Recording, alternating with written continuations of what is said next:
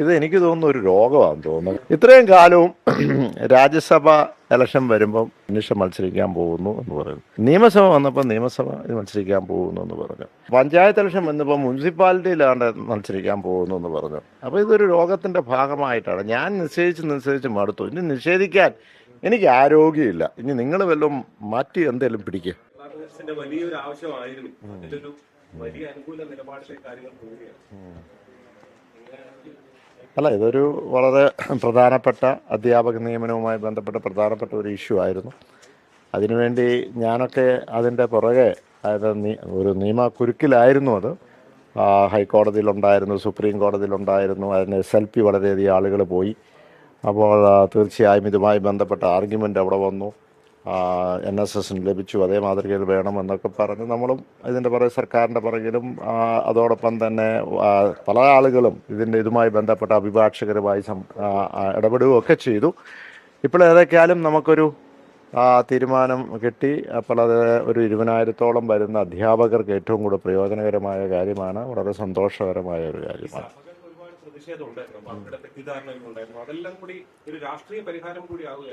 അല്ല, അതല്ല. ഇതിനകത്ത് ഞാൻ സൂചിപ്പിച്ച പോലെ നിയമപരമായിട്ട് അതിനകത്തൊരു വളരെ സങ്കീർണമായിട്ടൊരു കാര്യങ്ങളായിരുന്നു. പല രീതിയിലുള്ള ഇൻ്റർപ്രിട്ടേഷൻസ് ഉണ്ടായിരുന്നു.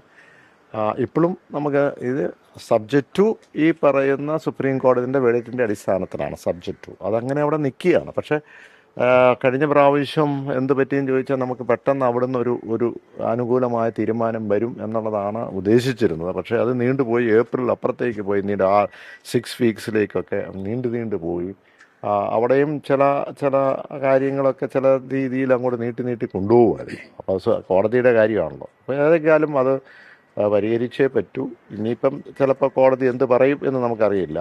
അപ്പോൾ കണ്ടംപ്റ്റ് ഓഫ് കോർട്ടാവുമോ എന്നൊന്നും നമുക്കറിയില്ല. പക്ഷേ ഏതൊക്കെയാലും ഒരു തീരുമാനം അങ്ങനെ എടുത്തു. ഒരു ബെറ്റർ ലേറ്റ് ദാൻ നെവർ. അതുകൊണ്ട് തീർച്ചയായും അതൊരു അനുകൂലമായി എടുത്തത് നമ്മുടെ ഒത്തിരി കുടുംബങ്ങൾക്ക് ഏറ്റവും പ്രധാനമായി അത് വലിയൊരു ആശ്വാസമായിട്ട് മാറി. എന്താക്കിയാലും നമുക്ക് കിട്ടിയല്ലോ. അതാണല്ലോ നമുക്ക് വേണ്ടത്.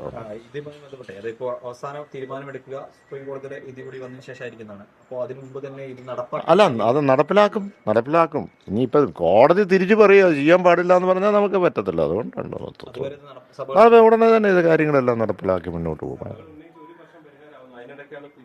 ബാറുമായി ബന്ധപ്പെട്ട ഒരു വിഷയത്തിൽ UDFിൻ്റെ എക്സൈസ് നയത്തിൽ ഒരു മാറ്റം. എന്താണ് UDFിൻ്റെ എക്സൈസ് നയത്തിൽ ഉണ്ടായിരുന്നത്, അതിനകത്തൊരു മാറ്റവും വരുത്തിയിട്ടില്ല. പിന്നെയുള്ളത് അതിൻ്റെ ചട്ടങ്ങളിൽ ഒരു ക്രമീകരിച്ചു എന്ന കുറച്ച് വിവേചനങ്ങളുണ്ടായിരുന്നു. ടൂറിസ്റ്റ് ഡെസ്റ്റിനേഷനുള്ള സ്ഥലങ്ങളിൽ കൂടുതൽ സമയമുണ്ട്, മറ്റ് സ്ഥലത്ത് സമയമില്ല. അത് കൂടുതലായിട്ടുള്ള അതൊന്ന് ക്രമീകരിച്ചു കൊടുത്തു എന്നുള്ളതാണ് പ്രധാനമായിട്ടുള്ളത്. അല്ല, അതിപ്പോൾ എന്നാന്ന് ചോദിച്ചാൽ ക്രമീകരിച്ചു എന്നുള്ളതാണ് അതിനകത്ത് വരുന്നത്. ഇപ്പം ഏതൊക്കെയാലും നമുക്കറിയാം, ഓരോ ഈ പറയുന്ന ഏത് സംസ്ഥാനങ്ങളെടുത്ത് അല്ലെങ്കിൽ രാജ്യങ്ങളൊക്കെ എടുത്ത് നോക്കുമ്പോൾ, പ്രത്യേകിച്ച് ടൂറിസ്റ്റ് സ്പോട്ടൊക്കെ വരുമ്പം പൂർണ്ണമായിട്ടുള്ള നിരോധനത്തിലേക്ക് പോകാനുള്ള ഒരു ബുദ്ധിമുട്ടുണ്ട്. അപ്പോൾ അതിനകത്തൊരു വിവേചനം ഉണ്ടായിരുന്നത് വളരെ കൃത്യമായി അതിനെ ഒന്ന് ക്രമീകരിച്ചു എന്നുള്ളതാണ് അതിനകത്ത് കാണുന്നത്. മറ്റ് തരത്തിൽ ഇതിനെ എന്താണ് നമുക്കിപ്പം ഓരോരുത്തരും ഓരോ ഹാബിറ്റായിട്ട് പോകുമ്പോൾ അതിനെ ഏത് തരത്തിൽ വേണം, നമ്മൾ പൂർണ്ണമായ നിരോധനത്തോടു കൂടി ഇതൊന്നും കൺട്രോൾ ചെയ്ത് പോകാൻ പറ്റത്തില്ല. അപ്പോൾ അത് നമ്മൾ ഏത് തരത്തിൽ വേണമെന്നുള്ളത് സമൂഹം തീരുമാനിക്കേണ്ട കാര്യമാണ്. സമരത്തിലേക്ക് പോകുന്നു. അതിപ്പോൾ ഞാൻ പറഞ്ഞല്ലേ, അതൊരു ക്രമീകരണം മാത്രമാണ് നടത്തിയിരിക്കുന്നത്. വിവേചനം ഉണ്ടായിരുന്നു, അതിന് ക്രമീകരണമാണ്. അത് UDFുമായിട്ട് മന്ത്രി തന്നെ പറഞ്ഞു, UDFുമായിട്ട് ചർച്ച ചെയ്തിട്ടാണ് ചെയ്തിരിക്കുന്നതെന്ന് കൃത്യമായിട്ട് പറഞ്ഞിട്ടുണ്ടല്ലോ. അതൊക്കെ കാണും.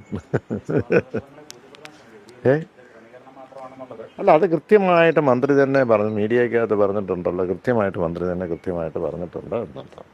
അങ്ങനെ ഒരു ഫോൺ കോൾ പോലും ഉണ്ടായിട്ടില്ല. ഞാനിപ്പോൾ ആരെയും ചോദ്യം ചെയ്യുന്നൊന്നുമില്ല. ഇപ്പൊ മന്ത്രി അങ്ങനെ പറഞ്ഞിട്ടുണ്ടെങ്കിൽ നമ്മൾ വിശ്വാസത്തിൽ എടുക്കുക എന്നുള്ളതുകൊണ്ട്. നാളെ കഴിഞ്ഞ് പാലായിൽ നടക്കുന്ന വികസന സന്ദേശ സദസ്സ് ഒരു തെരഞ്ഞെടുപ്പ് പ്രചാരണത്തിന് തുടക്കമായിരിക്കും. അല്ല, ഇതെല്ലാം തിരഞ്ഞെടുപ്പിൻ്റെ ഭാഗമായിട്ട് തന്നെ പോകും. അത് തിരഞ്ഞെടുപ്പിനെ പ്രയോജനപ്പെടും, അതിനൊന്നും സംശയമൊന്നുമില്ല.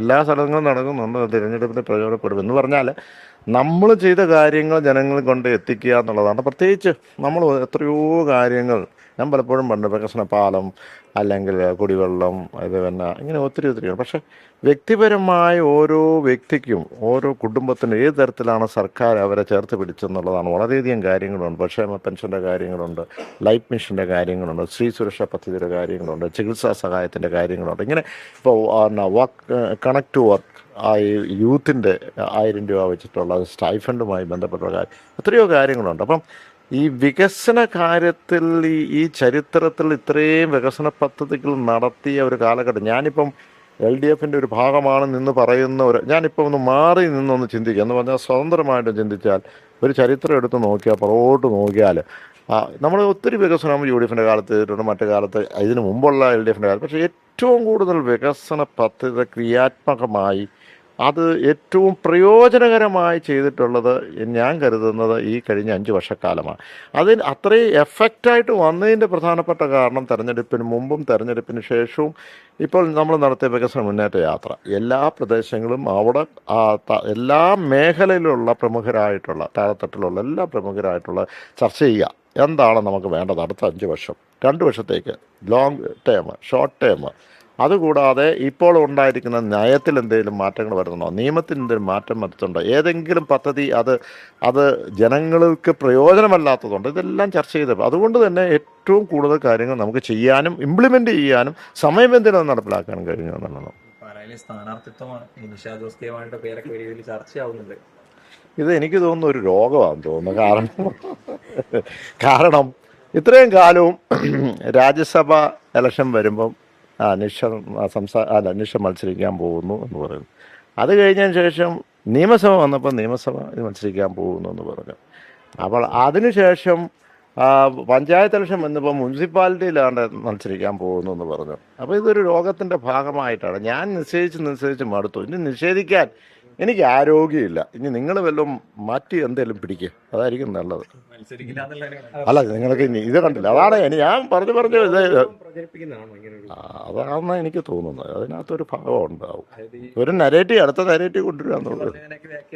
മുൻകൂട്ടി ഇത് കണ്ട് മുൻകൂട്ടി കടത്തി പറഞ്ഞതാണ് ചെയർമാൻ മത്സരിക്കുമെന്നൊക്കെ കടത്തി പറഞ്ഞാണെന്നൊക്കെ പറഞ്ഞ് വ്യാഖ്യാനിക്കുന്നുണ്ട് അതിനെ പല രീതിയിലേക്ക്. ആര് വ്യാഖ്യാനിച്ചു?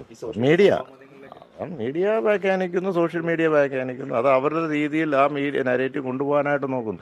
ഏറ്റവും കൂടുതൽ നരേറ്റീവ് വരുന്നത് എവിടെയാണ്? പാലായിലാണ്. അതുകൊണ്ട് മീഡിയയ്ക്ക് ഏറ്റവും കൂടുതൽ ന്യൂസ് കിട്ടുന്നത് ഇവിടെയാണ്. അതുകൊണ്ട് സ്ഥിരമായിട്ട് ഇവിടെ ഉണ്ട് താനും. ലോകത്തെവിടെയായാലും ഏത് സമയത്തും 24 വാർത്തകളും ഓഗ്മെന്റഡ് റിയാലിറ്റി പാക്കേജുകളും എക്സ്പ്ലെയിനറുകളും വിശദമായി കാണാൻ ഞങ്ങളുടെ YouTube ചാനൽ നിങ്ങൾക്ക് സബ്സ്ക്രൈബ് ചെയ്യാം.